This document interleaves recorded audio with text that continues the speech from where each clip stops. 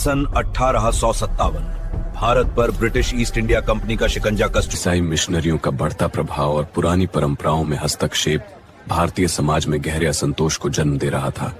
लेकिन शोषण की लंबी रात अब विद्रोह की सुबह में बदलने वाली थी। विद्रोह का तात्कालिक कारण बना एनफील्ड राइफल। इसकी नई कारतूसों में गाय और स्वर की चर्बी की अफवाहें थीं, जो सैनिकों के धर्म पर सीधा प्रहार था। छावनी में एक युवा सिपाही ने इस अपमान के आगे झुकने से इनकार कर दिया। उनका नाम था मंगल पांडे और उनकी हुंकार ने इतिहास बदल दिया। भारत को भ्रष्ट नहीं होने देंगे। उठो भारतवासियों, आजादी की लड़ाई का बिगुल बज चुका है।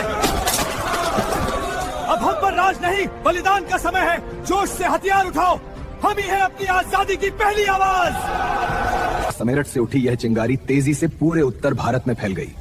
सिपाही अपनी बैरकों को छोड़ दिल्ली की ओर कूच कर गए। यह केवल सैनिकों का विद्रोह नहीं था, किसान, दस्तकार और छोटे राजा महाराजा भी इस महासंग्राम में शामिल हो गए। हर वर्ग में आजादी की ललक थी। उन्होंने मुगल बादशाह बहादुर शाह जफर को अपना नेता घोषित किया। हालांकि उनके पास अब केवल नाम मात्र की शक्ति ही बची थी, पर यह एकता का प्रतीक था, वह धागा जिसने बिखरे हुए दिलों को बांध दिया। कानपुर में नाना साहब ने मोर्चा संभाला। जिस रजवाड़े की पेंशन अंग्रेज कंपनी ने छीन ली थी, वही अब उनके लिए आजादी की शपथ बन गई। यह भूमि हमारी है, हम विदेशी शासन को जड़ से उखाड़ फेंकेंगे। अब पीछे हटने का कोई रास्ता नहीं है।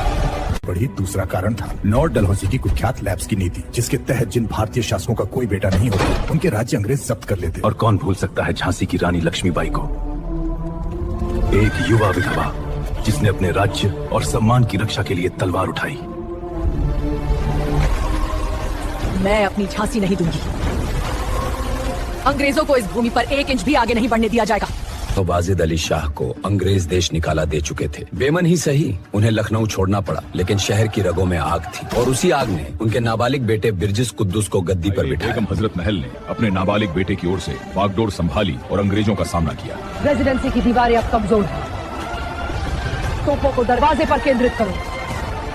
आज की रात लखनऊ हमारी हिम्मत देखेगा।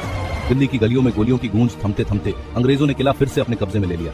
विद्रोह के केंद्र एक एक कर धते गए और अंग्रेजी हुकूमत का शिकंजा कसता गया। दिल्ली के बादशाह बहादुर शाह जफर को अंग्रेजों द्वारा उन्हें बर्मा रंगून भेज दिया गया। विद्रोह सिर्फ एक ही कारण से विफल हुआ, केंद्रीकृत नेतृत्व का अभाव और हथियार और साजो सामान की कमी।